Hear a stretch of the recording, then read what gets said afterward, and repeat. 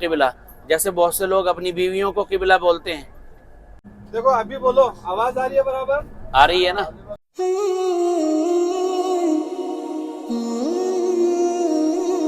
بسم اللہ الرحمن الرحیم. السلام علیکم ورحمۃ اللہ وبرکاتہ. الحمدللہ آج ہم مدینۃ المنورہ کے اندر موجود ہیں، اور مدینۃ المنورہ کی جو اہم زیارات ہیں، مقدس مقامات ہیں، جن مقامات سے نبی کریم صلی اللہ علیہ وسلم کا تاریخ کا کوئی نہ کوئی حصہ جڑا ہوا ہے، ان مقامات کی زیارات آج ہماری چل رہی ہیں. اس ویڈیو کو پورا دیکھتے رہیں. ہمارے ساتھ جو ہے مفتی باقر صاحب ہیں جو ہماری رہبری کر رہے ہیں، اور ہر مقام کے بارے میں ماشاءاللہ بہت اچھے انداز سے ہمیں سمجھا رہے ہیں. تو پورے ویڈیو کو دیکھتے رہیں. انشاءاللہ آج کی اس ویڈیو میں مدینۃ المنورہ کی تمام زیارات جو بس کے ذریعے سے کی جاتی ہیں آپ کے سامنے آئیں گی. فی الحال دیکھیں، یہ جو پیچھے مسجد ہے یہ مسجد قبلتین کہلاتی ہے. یعنی وہ مسجد ہے جہاں پر اللہ کے نبی علیہ الصلوۃ والسلام نماز پڑھ رہے تھے. آپ کی دلی خواہش یہ تھی کہ کعبۃ اللہ کی طرف رخ کر کے نماز پڑھا جائے، جبکہ فلسطین میں رہنے والے بیت المقدس کی طرف رخ کر کے نماز پڑھی جا رہی تھی اس زمانے میں. تو جبرائیل علیہ السلام اللہ کے نبی علیہ الصلوۃ والسلام کے خواہش کے مطابق اللہ کا پیغام لے کر آتے ہیں اور کہتے ہیں کہ اب کعبۃ اللہ کی طرف رخ کر کے نماز پڑھنے کا حکم آیا ہے. تو اللہ کے نبی علیہ الصلوۃ والسلام نماز ہی میں بیت المقدس سے بیت اللہ کی طرف رخ کر کے نماز پڑھنا شروع کر دیتے ہیں. تو اس لیے اس مسجد کو دو قبلوں والی مسجد کہا جاتا ہے، یعنی مسجد قبلتین، دو قبلوں والی مسجد. تو یہ ہماری زیارت تھی. اسی طرح زیارتوں کا سلسلہ الحمدللہ مستقل جاری ہے. اب آخر تک اس ویڈیو کو دیکھتے رہیں انشاءاللہ. اپنے گھر اور اپنے حبیب کے در کے لیے یہ اللہ رب العزت کا احسان اور اس کا کرم ہے. اس لیے کہ اگر اللہ رب العزت کا فضل نہ ہو، اس کا کرم نہ ہو، تو یہاں آنا بندے کا آسان نہیں ہوتا ہے. یہ اللہ رب العزت کا فضل، اس کا احسان اور اس کا کرم ہے کہ آپ حضرات کو اللہ رب العزت نے منتخب فرمایا اور یہاں بلایا ہے. جبل انعم، جبل انعم یہ وہ جگہ ہے جس جگہ پر صحابی رسول حضرت ماعز اسلمی رضی اللہ تعالیٰ عنہ کو رجم کیا گیا تھا. بہت سے حضرات حضرت ماعز اسلمی رضی اللہ تعالیٰ عنہ کے بارے میں جانتے ہوں گے. تو اس جگہ پر حضرت ماعز اسلمی رضی اللہ تعالیٰ عنہ کو رجم کیا گیا تھا. پھر حضرت ماعز اسلمی رضی اللہ تعالیٰ عنہ یہاں سے بھاگ کر کے آگے کی طرف جو پہاڑیاں ہیں آپ کے سامنے جو دکھ رہی ہیں، جو پہاڑیاں دکھ رہی ہیں، ان پہاڑیوں کی طرف آپ حضرت ماعز اسلمی رضی اللہ تعالیٰ عنہ بھاگے تھے. انہی پہاڑیوں کو کہا جاتا ہے مدینۃ المنورہ میں جماوات. یہ سامنے کی جو پہاڑیاں آپ کو دکھ رہی ہیں یہ جماوات کہلاتی ہیں. ان کی طرف حضرت ماعز اسلمی رضی اللہ تعالیٰ عنہ تشریف لے گئے تھے. پھر آپ علیہ الصلوۃ والسلام کے حکم کے مطابق صحابہ نے اسی جگہ پر جا کر کے رجم کو مکمل کیا، اور اس طرح حضرت ماعز اسلمی شہید ہوئے. پیلا سا دکھ رہا ہے، ایک گھر بنا ہوا دکھ رہا ہے، دکھ رہا ہے قصر عروۃ بن الزبیر. حضرت عروہ ابن الزبیر رضی اللہ تعالیٰ عنہ حضرت عائشہ رضی اللہ تعالیٰ عنہ کے بھانجے ہیں. حضرت عروہ ابن الزبیر، یہ حضرت عروہ ابن الزبیر کا محل ہے، وہ جو سامنے دکھ رہا ہے پیلا سا، حضرت عروہ ابن الزبیر کا محل ہے. اور اسی کے قریب سے وادی عقیق گزرتی ہے. وادی عقیق مدینہ منورہ کی مشہور وادیوں میں سے ایک وادی ہے. وادی بولتے ہیں اس جگہ کو کہ جس جگہ سے پانی بہتا ہو. جیسے نیچی جگہ ہے نا دونوں سیٹوں کے بیچ میں، تو نیچی جگہ جہاں سے پانی بہتا ہو اس کو کہتے ہیں وادی. تو وادی عقیق یہیں سے ہو کر کے گزرتی ہے، اور وادی عقیق کو وادی مبارک بھی کہا جاتا ہے. اس لیے کہ آپ علیہ الصلوۃ والسلام ایک دفعہ وادی مبارک میں وادی عقیق میں تشریف فرما تھے. تو حضرت جبریل علیہ الصلوۃ والسلام تشریف لائے، اور حضرت جبریل علیہ الصلوۃ والسلام نے فرمایا صلی انک فی الوادی المبارک، کہ آپ نماز ادا فرما لیجئے کیونکہ آپ وادی مبارک میں ہیں. مسجد السقیہ وہ جگہ ہے کہ آپ علیہ الصلوۃ والسلام جب مدینہ طیبہ سے غزوہ بدر کے لیے نکلے ہیں تو آپ علیہ الصلوۃ والسلام نے اپنے لشکر کا جائزہ لیا ہے اسی جگہ پر جس جگہ پر مسجد السقیہ بنی ہوئی ہے. تاریخ سمجھ میں آ گئی کہ مسجد السقیہ اس جگہ پر بنی ہے جہاں اللہ کے نبی نے اپنے لشکر کا جائزہ لیا، اور پھر وہاں سے آپ علیہ الصلوۃ والسلام 313 کے ساتھ آگے بدر کی طرف بڑھے ہیں، جہاں اسلام کی سب سے پہلی جنگ ہوئی غزوہ بدر الکبریٰ. اور اس معنی کر بھی وہ مقام تاریخی مقام ہے مسجد السقیہ. اور مسجد العنبریہ جو ترکی مسجد آپ نے دیکھی ہے، یہ پورا علاقہ تاریخی علاقہ ہے. جہاں آپ کا ہوٹل ہے اس کے قریب ہی یہ علاقہ پڑتا ہے.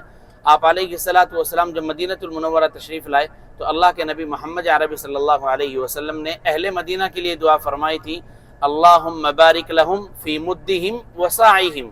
اور بھی اس کے علاوہ بہت ساری دعائیں تھیں، اور ساتھ میں یہ بھی فرمایا تھا آپ علیہ الصلوۃ والسلام نے کہ اے اللہ جس طرح حضرت ابراہیم علیہ الصلوۃ والسلام نے اہل مکہ کے لیے دعا مانگی ہے اور آپ نے ان کی دعاؤں کو قبول فرمایا ہے، اسی طرح میں اہل مدینہ کے لیے دعا مانگتا ہوں، آپ میری دعاؤں کو اہل مدینہ کے حق میں قبول فرما لیجئے۔ اور تب آپ نے پھر یہ دعا بھی فرمائی، اللہم بارک لہم فی مدہم وساعہم۔ مد اور سا یہ دو پیمانے ہوتے ہیں، بہت سے لوگ جو پرانے ہیں وہ جانتے ہوں گے کہ پہلے سامان جو بیچا جاتا تھا، گیہوں یا تیل وغیرہ، اس کو ناپ کر کے بیچا جاتا تھا، کچھ لوگ تول کر کے بیچتے تھے، کچھ ناپ کر کے بیچتے تھے، تو مد اور سا یہ دو پیمانے ہوتے تھے۔ تو اللہ کے نبی نے برکت کی دعا فرمائی، اللہم بارک لہم فی مدہم وساعہم کا مطلب یہ کہ 1 کلو 2 کلو کا کام کرے اور 2 لیٹر 4 لیٹر کا کام کرے۔ تو اللہ رب العزت نے اہل مدینہ کے لیے دعا فرمائی ہے۔ میرے خیال سے جب سے آپ مدینہ طیبہ میں آئے ہیں 1 دن ہوا ہے، تو اس بیچ میں آپ نے دیکھ ہی لیا ہوگا کہ مدینہ طیبہ کی برکات بالکل مختلف ہیں۔ خیر، ہم پہنچ رہے ہیں مسجد قبلتین۔ مسجد قبلتین وہ مسجد ہے کہ جس مسجد میں 2 قبلوں کی طرف منہ کر کے نماز ادا کی گئی۔ قبلہ کسے کہتے ہیں؟ جس کی طرف منہ کر کے لوگ نماز ادا کرتے ہیں اس کو کیا بولتے ہیں؟ قبلہ۔ جیسے بہت سے لوگ اپنی بیویوں کو قبلہ بولتے ہیں، اپنی بیویوں کو قبلہ بولتے ہیں اس لیے کہ وہی ان کا قبلہ ہوتا ہے۔ اگر انہوں نے قبلہ چینج کیا تو پھر یہ چہرے کا نقشہ چینج کر دیتی ہیں، تو اس لیے بہت سے لوگ اپنی اہلیاؤں کو کہتے ہیں کہ ہمارا قبلہ ادھر ہی ہے، یعنی ہم اپنا رخ ادھر سے نہیں ہٹاتے ورنہ پھر کچھ اور ہٹ جائے گا اپنی جگہ سے۔ بہرحال مسجد قبلتین وہ جگہ ہے کہ جس جگہ 2 طرف منہ کر کے نماز ادا کی گئی۔ پہلے حضرت ابراہیم علیہ السلام اور آپ تک آنے والے اور انبیاء، یا آپ علیہ السلام سے پہلے جتنے انبیاء تشریف لائے جن کو نمازوں کا حکم ہوا، انہوں نے نمازیں ادا کی ہیں بیت اللہ کی طرف منہ کر کے۔ کس طرف؟ بیت اللہ کی طرف۔ اور بیت اللہ کہاں؟ بیت اللہ کہاں؟ مکہ المکرمہ میں، جہاں سے آپ ہو کر کے آئے ہیں۔ تو اللہ کے نبی سے پہلے جو انبیاء آئے ہیں جن کو نمازوں کا حکم ہوا ہے، انہوں نے نماز ادا کی ہے کس طرف منہ کر کے؟ بیت اللہ کی طرف، مسجد حرام کی طرف، بیت اللہ کے ارد گرد جو مسجد ہے اس مسجد کی طرف۔ جب آپ علیہ السلام کے اوپر نماز فرض کی گئی تو اللہ کے نبی محمد عربی صلی اللہ علیہ وسلم کو حکم دیا گیا کہ آپ نماز ادا کریں گے بیت المقدس کی طرف منہ کر کے، مسجد اقصی کی طرف منہ کر کے۔ اور مسجد اقصی کہاں؟ بنگلور میں۔ مسجد اقصی کہاں؟ بنگلور میں۔ تو بنگلور کی طرف منہ کر کے نماز پڑھنے کا حکم دیا گیا، کیونکہ بنگلور میں بھی مسجد اقصی پکی ہوگی ہی، یقیناً ہوگی، لیکن اس مسجد اقصی کی طرف منہ کر کے نماز پڑھنے کا حکم دیا گیا جو کہاں ہے؟ کہاں ہے؟ فلسطین میں۔ کہاں ہے؟ فلسطین میں۔ اصل میں اللہ ہم سب کے ساتھ اپنے فضل کا معاملہ فرمائے، اللہ اپنے رحم کا معاملہ فرمائے۔ ہم لوگ یہ رونا تو ضرور روتے ہیں کہ ہمارے ساتھ ظلم ہوتا ہے، یہ رونا ضرور روتے ہیں کہ ہمارے ساتھ ظلم ہوتا ہے، ہمارے اوپر سرکاریں غلط آتی ہیں، لیکن سچی بات یہ کہ ہمیں تو یہی پتہ نہیں کہ دنیا میں ہو کیا رہا ہے، دنیا میں ہو کیا رہا ہے اس بات کا تو ہمیں علم ہی نہیں ہے۔ تو بہت ساری چیزیں ایسی ہیں کہ جن کو ہم جانتے بھی نہیں ہیں، اسی لیے لوگ آسانی کے ساتھ ہمارے ساتھ کھیل کر کے نکل جاتے ہیں، کیونکہ ہمیں نہ دنیا کی اونچ کا پتہ ہے نہ نیچ کا پتہ ہے۔ اللہ ہم سب کے ساتھ اپنے فضل کا معاملہ فرمائے۔ آپ علیہ السلام حضرت ام بشر رضی اللہ تعالی عنہا کے مکان پر تشریف فرما تھے جس جگہ پر مسجد بنی ہوئی ہے۔ حضرت ام بشر رضی اللہ تعالی عنہا کے مکان پر تشریف فرما تھے۔ ظہر کی نماز کا وقت ہوا تو آپ علیہ السلام نے ظہر کی نماز ادا کرنی شروع کی۔ اسی وقت تحویل قبلہ کا حکم ہوا، اور قرآن کریم میں آپ نے پڑھا ہوگا قد نرى تقلب وجهك في السماء فلنولينك قبلة ترضاها، کہ آپ علیہ السلام سے اللہ رب العزت فرما رہے ہیں کہ ہم آپ کے بار بار آسمان کی طرف چہرہ اٹھانے کو دیکھ رہے تھے، جو قبلہ آپ چاہتے ہیں ہم وہی بدل دیں گے، جو آپ چاہتے ہیں ہم اسی قبلے کی طرف آپ کا رخ کر دیں گے۔ اور آپ علیہ السلام کی خواہش کے مطابق پھر قبلہ پھیر دیا گیا مسجد حرام سے مسجد اقصی سے مسجد حرام کی طرف۔ مسجد کے اوپر گنبد دکھائی دے رہے ہیں، دکھ رہے ہیں؟ کسی گنبد پر کبوتر ہیں؟ ایک پر ہیں؟ دونوں پر؟ ایک پر ہیں۔ پہلے پر ہیں کہ پچھلے والے پر؟ جس پر کبوتر ہیں اسی طرف اب قبلہ ہے، اب قبلہ اسی طرف ہے جس پر کبوتر بیٹھے ہیں، اور جس پر کبوتر نہیں بیٹھے ہیں پہلا قبلہ اس طرف تھا۔ دکھائی دیے 2 گنبد؟ جس پر کبوتر بیٹھے ہیں اب قبلہ اس طرف ہے، اور جس پر کبوتر نہیں بیٹھے ہیں پہلے قبلہ اس طرف تھا۔ مرد حضرات جب مسجد کے اندر داخل ہوں گے تو اسی گنبد کے نیچے اس سیمنٹ کے ذریعے انہوں نے جائے نماز بنایا ہوا ہے، وہ نشانی ہے اس بات کی کہ پہلے قبلہ اس طرف تھا۔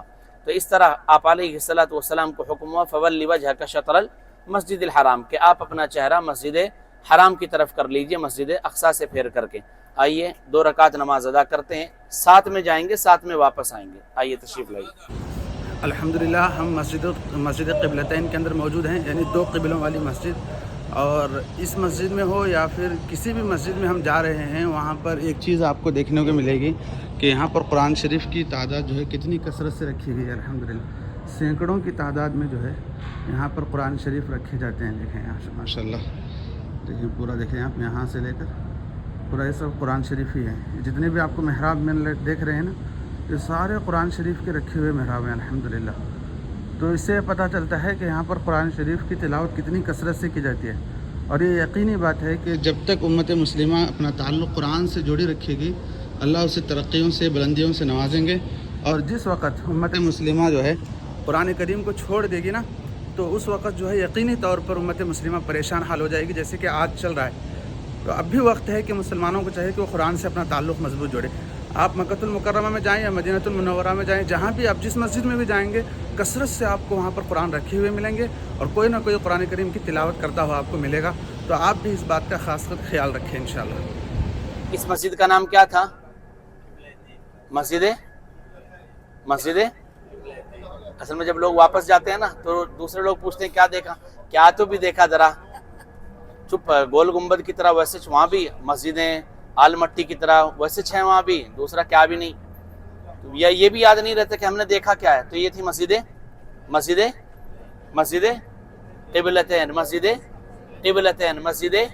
قبلتین, ایسی مسجد کے جس میں 2 طرف منہ کر کے نماز ادا کی گئی ہے. اب ہم جا رہے ہیں جامع